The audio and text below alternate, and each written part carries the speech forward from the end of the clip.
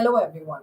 Welcome to my teaching learning session. I am Sonal Singh, taking care of BPCE 145 Counselling Psychology. We today will continue with Unit 3 in Counselling Psychology. So let's understand when speaking of counseling, and we did an introduction, what does assessments in counseling will talk about. Assessment is necessary in every field. Speaking of counseling, speaking of testing, examinations, schools, assessment is something which is very well defined and needs to be very well defined when it even comes to counseling. Historical overview in the introduction, in the first unit 3 that we will talk about is learning objective introduction. We are going to define the concept of assessment in counseling, also go through the historical background that where did this assessment as a practice started on, difference between assessment and testing because both of them are used interchangeably.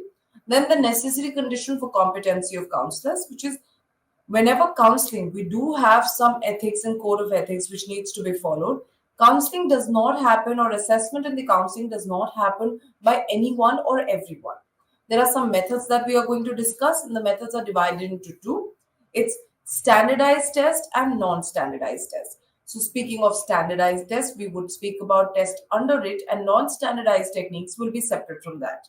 Also, now as the times are changing, the world is changing, and we are coming more closer to technology, we are also going to talk about computer assisted online testing. And we are going to also tell you what are the areas of assessment. Not everything in psychology is being assessed. There are some things which cannot be assessed, or even if they are, they do not give you a very objectified answers. So we are going to specifically talk about the ones which are the areas of assessment in day-to-day fields that tends to take place, no matter schools, no matter offices, care centers, etc. Also, we are going to talk about neurophysiological testing, which is all one, the same as per the non-standardized and standardized testing. And last but not the least, we are going to talk about issues in counseling. So speaking of that, we do have issues in counseling. That is in terms of we do have constraints which needs to be taken care of if we need a very successful counseling and assessments to take place within it. So let's begin with understanding and defining what is assessment. Assessment is a very scientific process. If people feel that assessment tends to happen like people come in as counselors, we take an interview, give them a test and do it. No. The entire process of assessment is complicated, yet a very important one.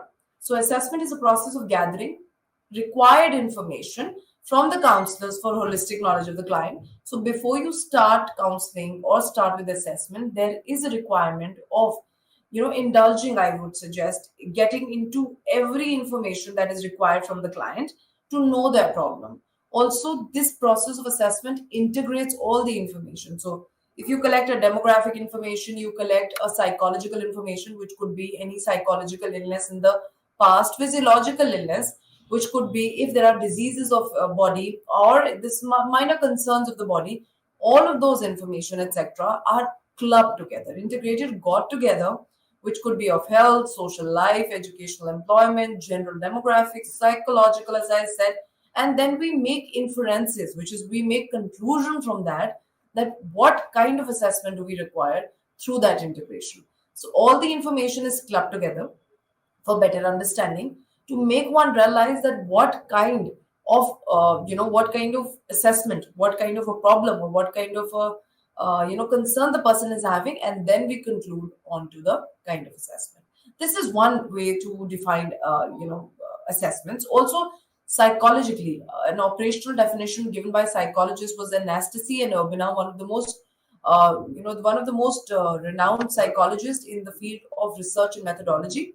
It's an objective standardized measure of behavior, it is an objective way to calculate, which is standardized measure is objective ways to identify or calculate any feature of your behavior given by Anastasi. The term also, at times when we speak about assessment, we tend to get confused between appraisal and evaluation. They are used interchangeably in different firms, different organizations according to the context that you are a part of, but they do have a thin line of difference between one another. See, appraisals and evaluation may obviously seem similar, but they're used in a very formal and informal methods of data collection. And in actuality, they are not so far used for data collection concern, which is the data that is collected by us We simply don't rely on something which is appraisal and evaluation. So they are formal and informal ways of data collection, not exactly assessment. Assessment is a final product. Assessment is a final thing that you do. Appraisals are not final. Evaluations are not final. Evaluation could be, evaluation of a question paper. Appraisal could be, appraising, which is an individual to provide them promotion, etc. So that's called the difference between appraisals and evaluation. Assessment is largely an objective activity, and appraisal and evaluation involves subjective interpretation, which is very true. A boss providing you promotion on the basis of their knowledge of you. That's appraisal. And when we speak about assessment, assessment is a very objective tool. There are no biases done mathematically. It's a statistic performance that we do. Even if it's done qualitatively, it's done on a very large scale. Evaluation and assessments and appraisals are not done on such a large scale. That completes with the earlier definition. Let's understand the historical perspective. Where did it all started? It started from Frank Parson, who was regarded as the father of guidance, and he established a Boston vocational bureau so that you can provide guidance to the young people to choose their vocations and train teachers so that these teachers further can help and support become the guided vocational counselors and support children. So where did it all start? It started in one of the first decade of, it started at the 19th century that we speak of. Frank Parson was the person, and he was also regarded as the father of guidance because he developed a Boston Vocational Bureau where multiple vocational counselors were being trained and even guided by them for their respective vocations. Also, in his book of choosing a vocation in 1909, he considered three factors, which was a very wise choice for his vocation. So, this is where all of it started. When you start guiding children for education, start guiding them for vocation, which is start guiding them for something to be as a responsible citizen of the country, comes assessment. We obviously make some assessment. He stated in his book that there are three wise ways of picking up a vocation, which is knowledge of the work, knowledge of yourself, that are you a fit lock and key to the work and yourself, which is the work a perfect key to you, and matching the two on the basis of your reasoning and your experiences also. And he emphasized that assessment for helping his clients would give them a better understanding. So the fact that he used assessment, that gave him a better understanding of his vocation and was able to better choose them. Around till 1905, we all know Alfred and Binet were very famous. They came up with the first concept. Theodore, Simon, and Alfred Binet came with the concept of mental age. They came with the concept of analyzing intelligence, and they also made us identify that mentally retarded children can be identified with the help of mental age, and they require some special provision. And the concept of such special education came in from there. This test is which came out by Alfred Binet and Theodore Simon, is known as Binet-Simon scale and is regarded as one of the most first intelligent tests, and they are the famous intelligence test still used in countries. In India also we have a revised version, a version as per Indian norms and standards. Also, our First World War also paid a lot of way to testing in the world, because for the development of testing and counseling at that point of time we required a lot of military personnel, and for that you need to assess them, that are they really worth the time, do they really will fulfill the purpose of being in the army. So Americans developed instruments that could identify the strength, endurance, and help them support the two armies, which was Alpha Army and Beta Army. So they develop intelligences like Alpha Beta intelligence test for selecting them. So that World War times, which is the First World War, which also supported to help us know that there was a requirement of recruiting people which was best for something. That's how they recruited people who were best for their armies, and they conducted two kinds of tests, which is beta and alpha test, and they were restricted to those times, and but very frequently used. Then, after with the subsequent years, there was Charles Spearman who came with their theory of, two-factor theory, which was specific factor and general factor. Louis Thurston came with their seven primary ability for counseling, and one of the most famous testing came in, which was called the Wechsler-Belouvi test. Wechsler's test is one of the most famous testing because he gave test for approximately every age. There was Wechsler child, there was Wechsler adult, there were Wechsler's children testing. and Vesta today is also used in India. We have widespread of wide range of Wechsler's test, which is being revised to Indian standards and norms. After this test, after World War just paved way and people started developing, psychologists started developing their theories and coming up with testing. It then came up other theories, which was Freud's theory of personality in the late 90s, and he gave an entire concept of personality theory, where he spoke about not only the personality but also the mind, the functioning of the mind, and developed variety of personality tests. So right from the beginning, developing vocation, we came to development of intelligence, we came to development of personality testing, and counseling setups came in. And 1920, we came to projective testing, in-block testing started coming because Sigmund Freud spoke about the unconscious, and unconscious is very readily assessed through projective testing, which was in block, where you put in the in blocks on a piece of paper, fold it and make it, and then that's how the in blocks performed. Also, with the increased popularity of the results, which has been a call for decreasing use of standardized tests, the fact that in block test came in, tests which were more subjective interpretations, spoke about unconscious, required more analysis. All of these tests, when came in, they just led to a decrement in non-standardized tests, which is, increment in non-standardized tests, and the popularity of standardized and objective tests in a little way reduced. Also, testing shifted from just testing, also came and opened a paradigm for diagnosis. So now testing was used to support clients solve and identify their problem. Also label it.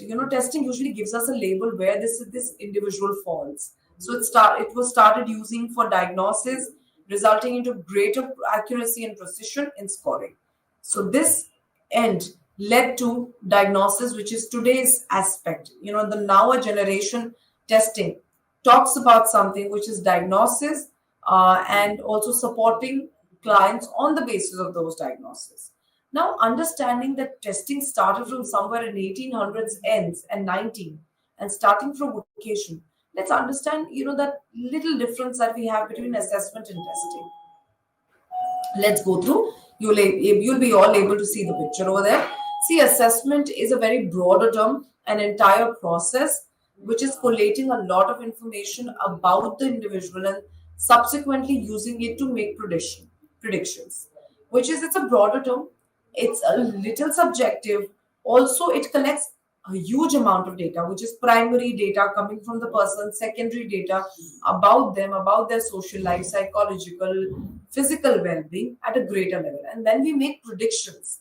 We are not doing any statistical objective technique, but we are using subjective interpretation and interpretation which are inferring through the data available, which is predictions. Then speaking of testing is far more standardized, more specific. Also, it is about, yes, collecting a lot of data, but it is more objective in nature. It goes through forming a entire pattern of testing. There are quality of tests that needs to be approved to go beyond. So which is more objective? It's the testing which is more objective, which is more standardized. The testings are more standardized, which is the broader term. Yes, assessment is the broader term, and assessment is something which involves a lot of information in making prediction.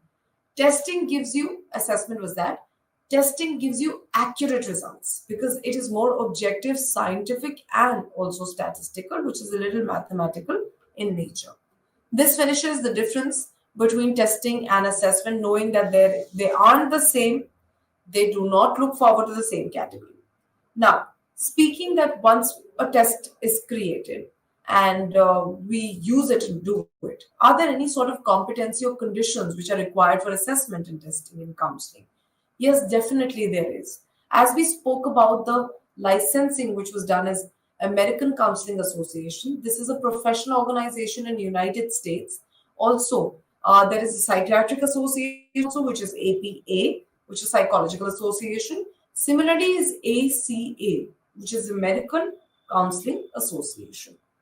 Restricted to US because it caters to the cultures and codes of US. And there are code of ethics which are provided for counselors and counselors in training. So there are codes for separate, conduct of whatever that you're doing, and the Code of Ethics of 2014, which has been the latest, has 8 sections in total. And these 8 sections talks about recognizing the importance of formal and informal assessment, the competence of counselors. The code also speaks about how do we evaluate, assess, and interpret the data, etc. Also, the next necessary condition is very general in nature, which is the primary. We should always pick up assessment with identifying that what is the purpose of assessment. You need to associate the client's problem to the assessment. So always remember, if you are not able to identify the client's problem, the next is the primary purpose of the assessment is not something which is taken care of. Which means, once you do not know the purpose, you are not successfully able to pinpoint that what is the kind of assessment that we do with the problem. So you will not be able to support the client's decision making. The further planning, etc., will not be great. So counselors must prevent themselves from also misusing the test. Do not use a wrong test for a diagnosis just because you are not able to come up to the primary purpose of the problem. We should inhibit doing that because a misuse leads to further more problems and misdiagnose for the client and further wrong treatment and wrong diagnosis and a wrong label to the client in front of the country. Then competence to use and interpret the assessment instrument is paramount. The person assessing, the counselor assessing should come with every in-depth detail of how to use the test, where all it can be used. So psychometrics knowledge should be intact. They should be able to use it correctly so that the results are not manipulated or the results do not come incorrect. Then we speak about the informed consent, which this is paramount. This is something I think we should all remember as counselors, not only in counseling but also in assessment, but also general suggesting with that we do to people. Informed consent in assessment is important, which is before you start the assessment, counselor should must explain the nature of counseling, the purpose, if any testing would be used, that all of this should be done prior.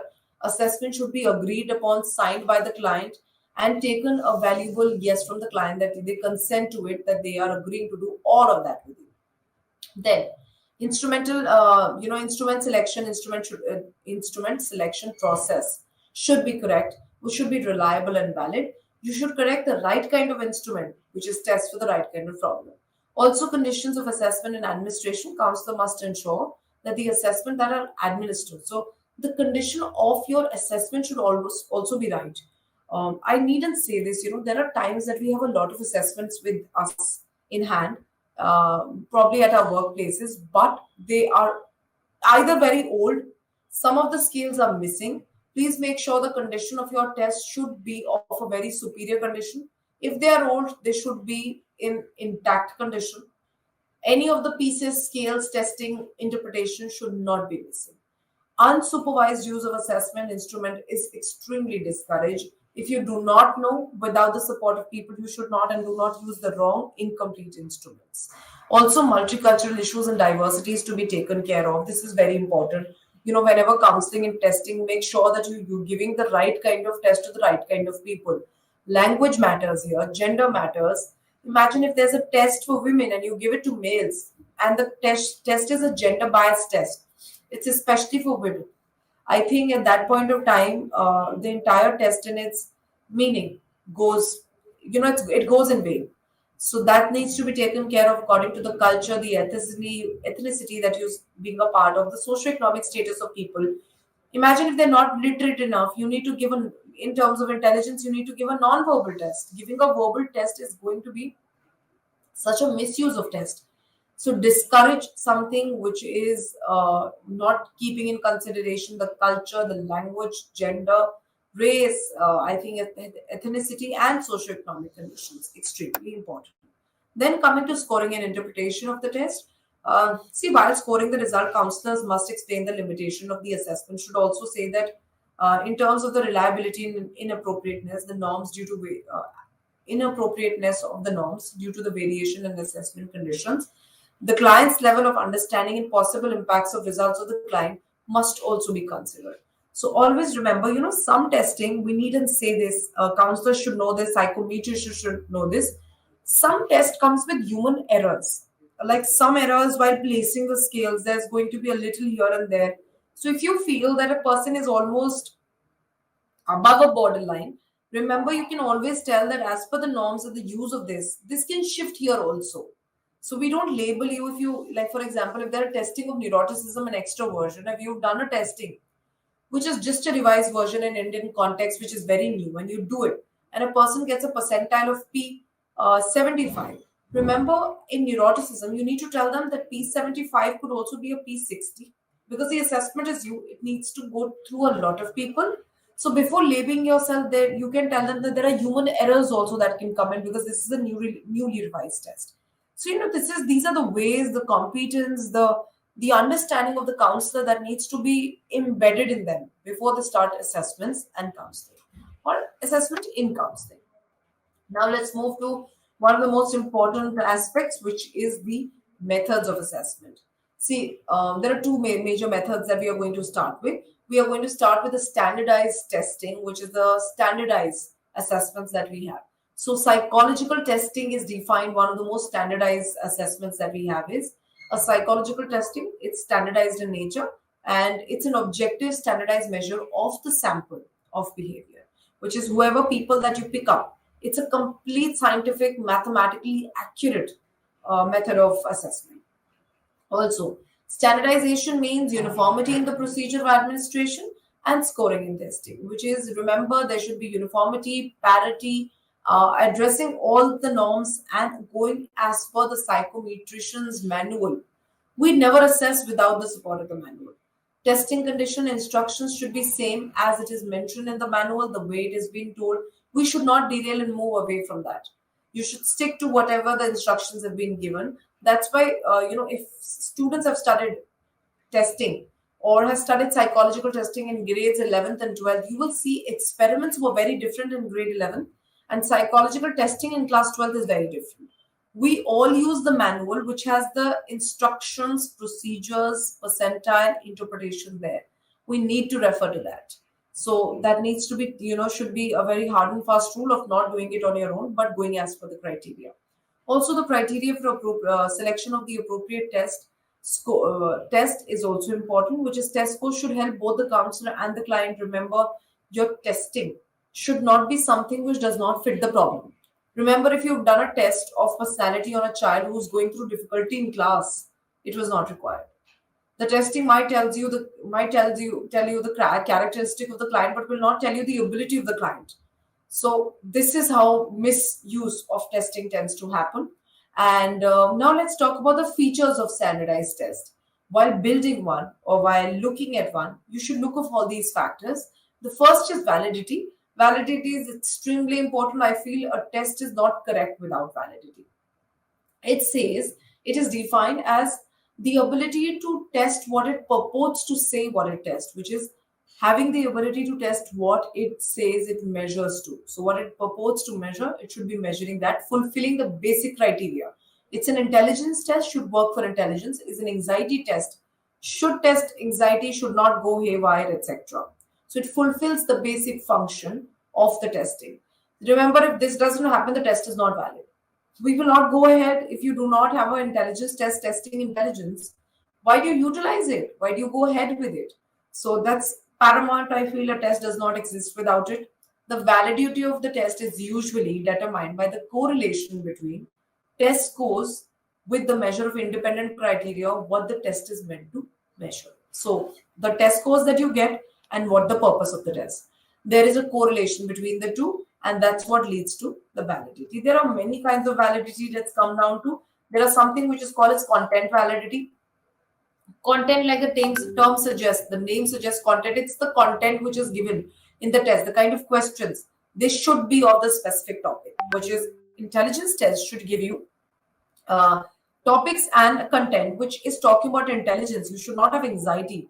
In intelligence testing, please, you cannot ask people how do you feel in your day-to-day language when you get day-to-day living, when you get stuck in the past. That's anxiety. That's a complete, as per the content validity of behavior, which is not coming from the same domain. You are giving a result which is not the domain that you're being testing on. So the content itself is wrong. Then we come to, as we talk about content validity, always, confused with face. Face is different. Face is considered as what it appears when you look at it. So the test looks valid to the tester, which is okay. It says that it's an intelligence test. It is a Ravens progressive matrices, which is given by JC Ravens, and it's a non-verbal test. There are patterns. So patterns are something which cannot be using test personality. So it looks correct. That's face validity. Face validity can go wrong at times, but face validity is one of the first things that you do. That's why it's extremely important. Then we come to criterion validity. Criterion validity is the criteria, the person's actual performance at the time or situation. So correlation is between the test scores and the criteria which is given by the test. Like a testing, which is, let's take an example, testing of 16 personality factor questionnaire. This is given by Raymond Cattell, a test which is valid for 60 years. So beyond 60 people cannot do it. It's both for girls and boys, males and females, men and women. So that's the criteria. And speaking of some other tests that we have, which have like Raven's progressive matrices cannot go beyond school children. You cannot take it on people who are 20 years of age. That's the criteria. That's the criteria of non-verbal. Another criteria can go for illiterates and literates. Whereas verbal testing, general ability test cannot go with someone who is an illiterate. Why? Because illiterates cannot read language. So that's the criteria. So these are criterion validity. Then the construct validity, which is developed out of the orientation towards linking the testing with the psychological theory. So construct is the test is developed. Let's take an example. Raymond Cattell 16PF is developed from his theory of 16 personality factor questionnaire, which talks about developing 16 factors in personality. Sigmund Freud developed a lot of testing on the basis of unconscious. So that was construct, which is the testing is validated by the psychological theories, and it's based on it. So that's like depending on the psychological theoretical parameter.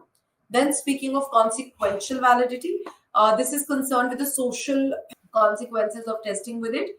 It has two components: appraisal of value, implication of the consequences such as labeling, etc., and then the appraisal of actual and potential social consequences of applied testing. The after effects may be positive or negative, or maybe short term or long term.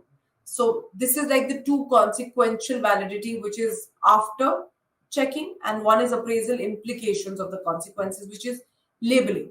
So you need to make sure the kind of labels that you're giving after this testing needs to be correct. Wrong labels are not given. Also, the after effects can be positive, negative, both. Providing labels and appraisals are obviously something which is negative and positive. Then we come to something which is reliability. Again, one of the most important thing. And validity and reliability has a very complementary relationship. So when I say complementary, we'll come to it. Let's understand. So we just finished with validity, which is is defined as the ability of the test to measure what it purports to measure. So whatever the test is built up for, it's able to assess that. That's validity. Remember, if a test is not valid, I suppose the test will not be in existence. If it does not, let's take an example.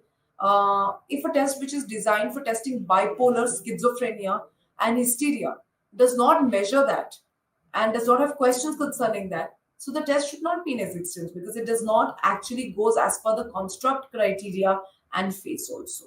So that was validity in short. Let's move to something which is reliability. Reliability, speaking of reliability, it is the degree of consistency of scores and by the same person when retested of the same test.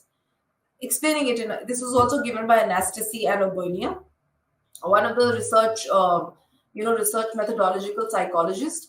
What is consistency of score, which we spoke about? This is whenever you conduct a test, whatever the result was there in day one should be there in day two also. So if you do an intelligence test of a child who was 15 years and 4 months, and the child comes out to be an average child through that testing, now the child being 16 years and 9 months, which is almost a span of 6 months, you do that testing again and the child comes out to be an extremely superior intelligence. Then you do that test again, which is you retesting it, and there is no consistency of scores. Remember, the test is not reliable. There are some internal technicalities which are incorrect of, which is giving different results at different point of time. What are the different types of, reliability that we can take up? which is test retest, which was similarly like consistency of scores, which is the ability to test a test once and then doing it again and checking its scores. So multiple, which is testing and retesting after a span of time. So the correlation here between the scores obtained by the group of persons on the two administration that you do. So you do it on Monday or you do it on Saturday, the results should come same. If they come in, they're coming incorrect, reliability coefficient is not marked. Then coming to another kind which we talk about, the parallel form and an alternative form of reliability. In this same, the person is tested with two equivalent forms of test on two occasions, and one form in the first occasion is different from the other forms in the second occasion, but they have done it in two different times or two different forms. The correlation between the two forms will be similar, which is whatever the result. Let's take an example. We do a personality test which has two parts, part A and part B. So parallel consistency is what? Part A also makes the child to be extrovert, and part B also informs that the child is more extrovert than introvert. That's how we are able to have an indication of reliability coefficient being strike, which is the main. But at times the main problem with this is unavailability of the two alternative forms of many tests, which is at times in many testing we do not have two parts. We just have 40 questions finished. We do not have it part divided into 20-20. We do not have divided 10 to 10. So parallel consistency is something which is not relatively used. Test retest is very, very much used. If you get your hands on any of the psychological testing and manual of any area, you'll see that test retest is one of the most common reliability that you strike. Then there is internal consistency.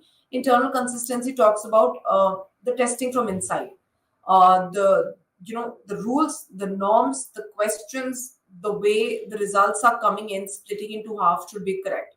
So this is two scores of each person obtained should always go correct. That's an internal thing. That while you're doing, you see a lot of yeses marks marked on all the position. Then we can say yes, the internal consistency is correct and reliability coefficient can be marked.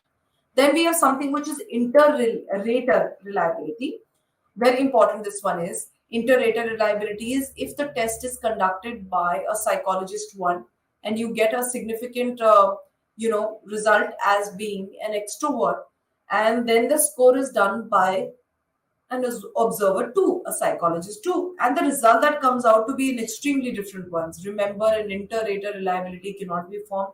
There could be errors in judgment, errors of doing, or the reliability coefficient cannot be striked out.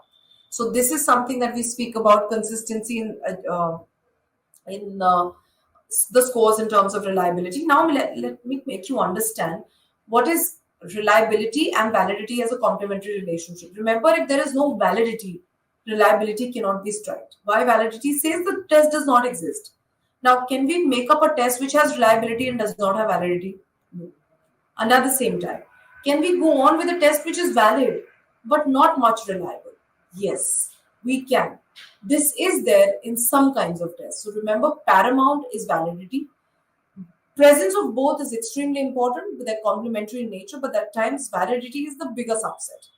Having it can actually give it a miss of something which is reliability. Now moving ahead, we have norms. Norms is something which is an individual scores on psychological testing interpreted by comparing it with the scores obtained on others on the same test.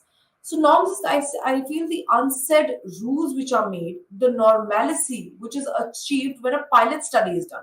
So that normalcy gives you an average according to which you are seen as below average and above average. Again, given by Nastasi and Urbina in 1997.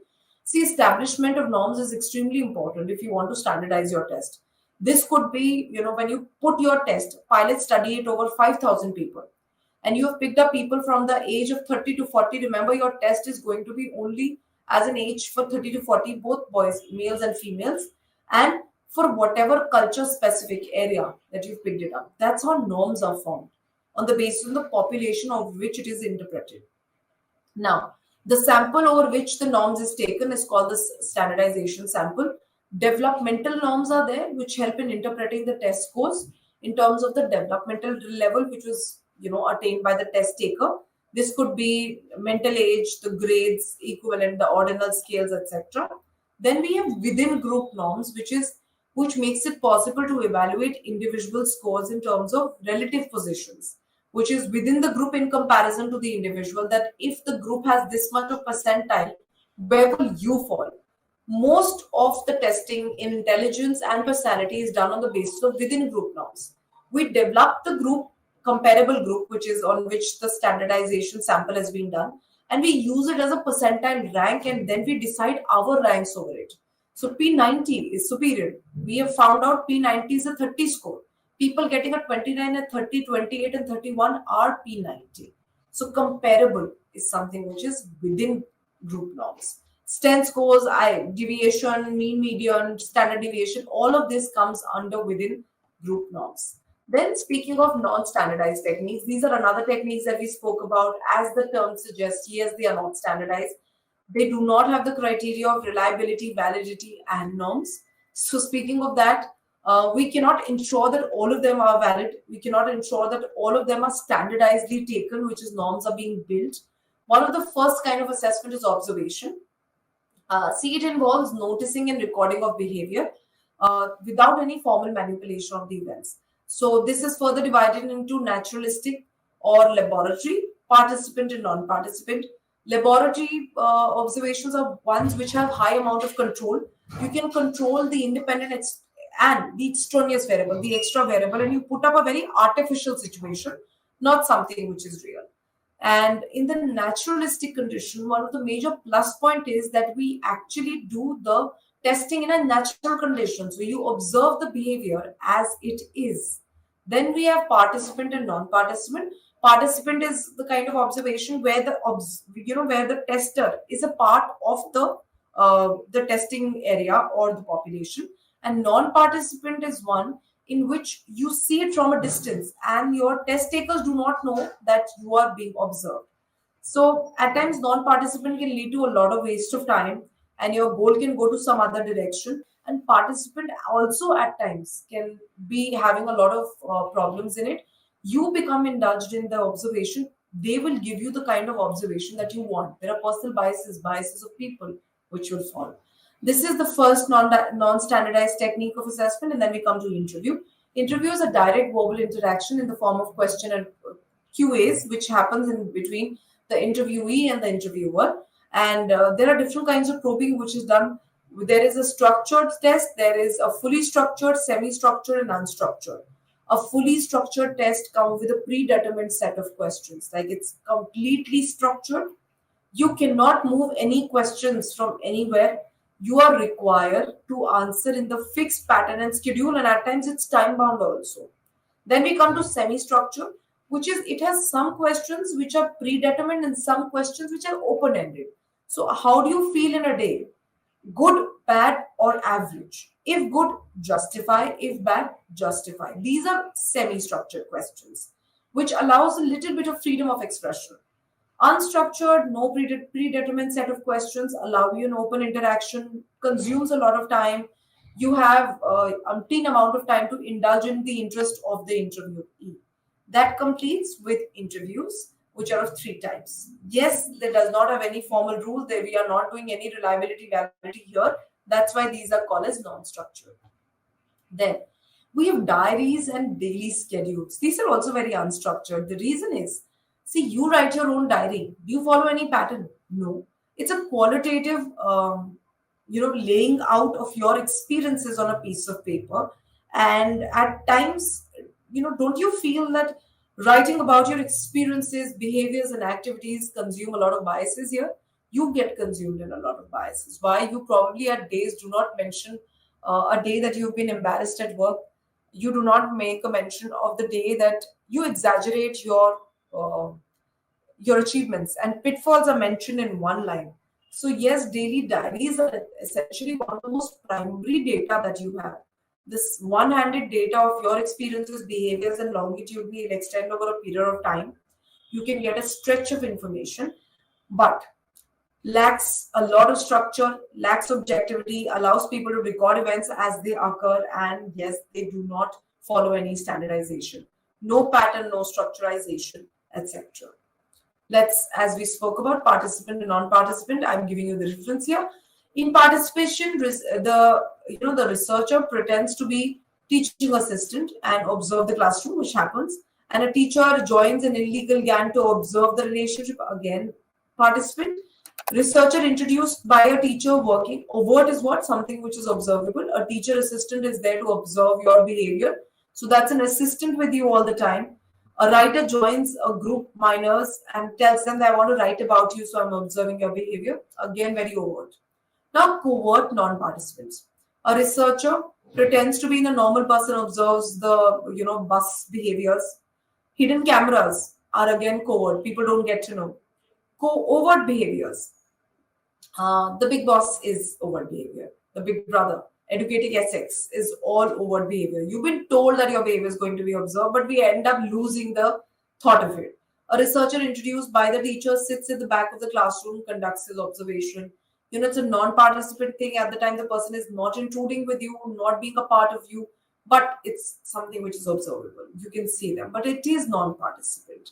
So this completes with the two kinds, and let's come to something new. The new kinds of methods that have been coming in. Computer-assisted online testing is coming in a range nowadays. I still remember when we had online testing for this, this platform, IGNU, we realized that we were doing a lot of online testing, giving a link of 16 PA, Rotor scale, etc. A lot of online testing was happening. So this obviously came up at a grand level. I feel that COVID-19 during the pandemic was a time that we need to rely on computer-assisted testing. We had to make sure that we provide links which could relate to the testing question. Is time bound, 30 minutes and the test shutdowns. All of this has increased the counseling services to reach from one area to the other. It has its own positives and negatives, its own pros and cons. The pros is that it is not face. The pros is that it is quick, it is computer assisted, has lesser errors, and it can be done on its own. You do not require much of a manpower. Then we talk about something, and anonymity is also something which is maintained. But the bigger pitfalls, crashing of the URL, face-to-face mode is not there. People end up lying. People do it distractively. People are not giving correct answers. They might check the answers online, learn about the topics online. So that's like a pitfall of it. This finishes with the last non-standardized methods that we have, which is observation, interview, daily diaries, and computer-assisted online testing. Did you realize as for the difference? These testing do not have any structure, and they can be conducted by a wide variety of people. Even teachers do it. But when we talk about testing, psychologically standardized testing cannot be done by teachers, cannot be done by everybody, has its code of ethics and assessment ethics. If not managed, results can go wrong. Here, results have a lot of subjectivity. Remember, and standardized has a lot of objectivity. We come to accurate result quickly. Long time subjective interpretation takes time. Richness of data. Richness of data comes with these. Then we speak about areas of assessment. So as I said, we are going to discuss what all assessments are usually done. Intelligence, yes, because it's the ability to think, reason, and judge effectively. Personality. Personality is something which is going to speak about stable characteristics that defines your behavior. Values are the codes and principles that we follow and dictates our behavior. Attitude is a state of mind, opinion, ideology about people, event, and situation. Aptitude, it's a general ability which identify, which is an underlying potential in human about an ability. Then we have interest. Interest is a preference of likability. Preference of probably outdoor games and not of indoor. That's an interest. So all of these are areas of assessment which have greatly been assessed on the psychological level, which is when we speak about psychology, these are most evident areas of assessment that we do, and especially with standardized testing, not with non-standardized testing. Personality is done with non-standardized test also, which was Rorschach in block test, TAT thematic A perception test, sentence completion, etc.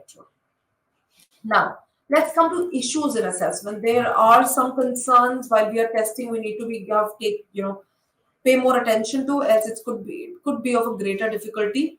The most controversial issue is related to the use of test. If a counselor does not have a competence of using a test, remember the entire aim and purpose of test goes in vain. It will give you inappropriate result, and interpretation is going to be wrong. The labels are going to be wrong, and the scoring is going to be wrong. Then the use of unreliable and invalid test. At times, people are not able to identify that it's a good and standardized test. and you pick up an incorrect test, which will further lead to an incorrect result.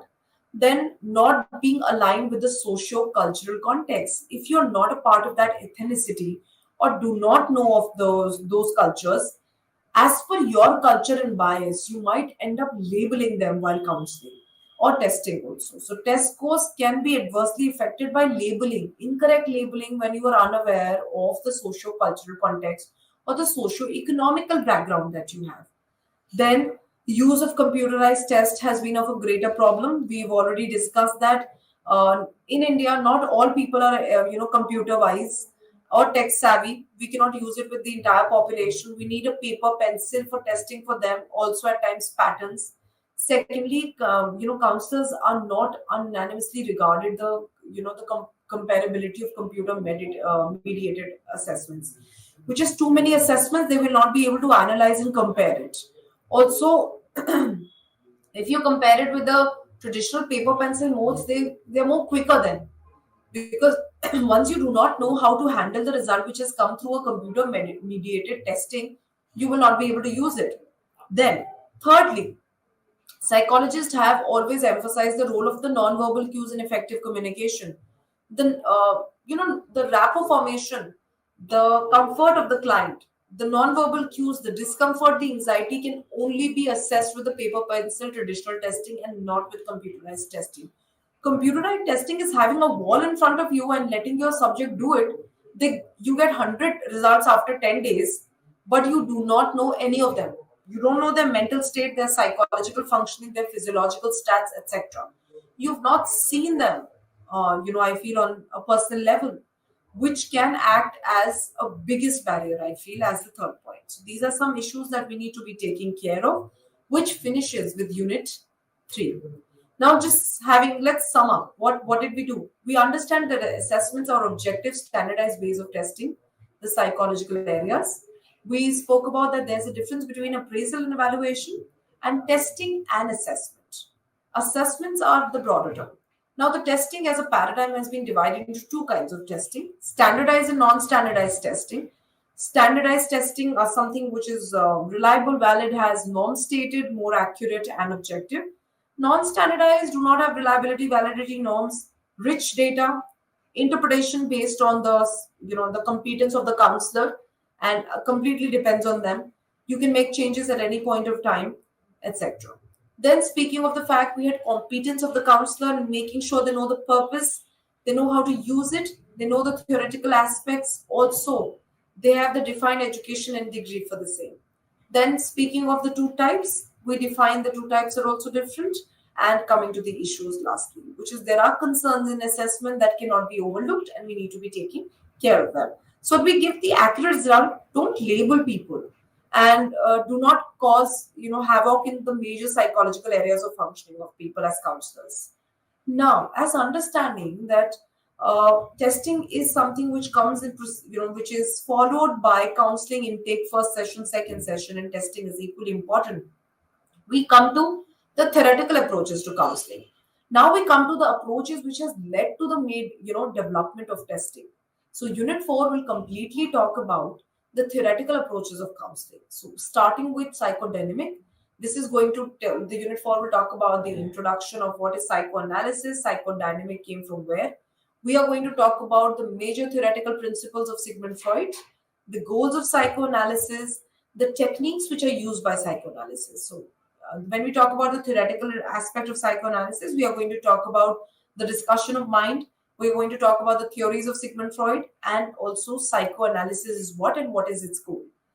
And we are going to evaluate psychoanalysis as a therapy, understand that how it is as a therapy, and what kind of assessment that it leads to. Then we are going to talk about psychoanalytically oriented psychotherapies, what are the different kinds, role of the counselor in those kinds of therapy, and we evaluate what kind of therapy it is. Good, bad, is it very subjective, very objective, how much time does it take, etc. Then coming to insight therapy. Insight therapy, we will talk about what is it. We will come to the goals of insight therapy and the techniques which are used in it, and also evaluate the therapy as like Sigmund Freud psychoanalysis. Speaking of the introduction, let's begin. What is psychodynamic approach? Yes, given by Sigmund Freud, its roots are with psychoanalysis of Sigmund Freud. In fact, Counseling as a discipline owes a lot to the ideas and technique of Sigmund Freud. He had given a wide variety of theoretical aspects in theoretical analysis, which was supported by psychoanalysis. So we do owe a lot to the techniques, the understanding of mind, etc., to Sigmund Freud. Now, the belief in unconscious and psychic determination came from him. That there are some feeling, thoughts, and behaviors that go beyond your conscious level, that go beyond what is happening right now. So, we talk about childhood experiences, past experiences, old thoughts and wishes, and unconscious motivation. So, this is all as a belief where Sigmund Freud started with. Now, behavior as a result is according to Sigmund Freud, your behavior is a manifestation of your unconscious wishes and desires, the internal wishes and desires. Then the role of childhood experiences, especially the first 5 years and the 6, 7 years. The first, I feel the time below the 10 years. Sigmund Freud stated determines your personality, determines any problems that comes in personality also. And all your present life issues are going from there, starting from childhood experiences. Then client's insight, during the therapy, what do we lead to? We lead to an emotional insight in psychoanalysis.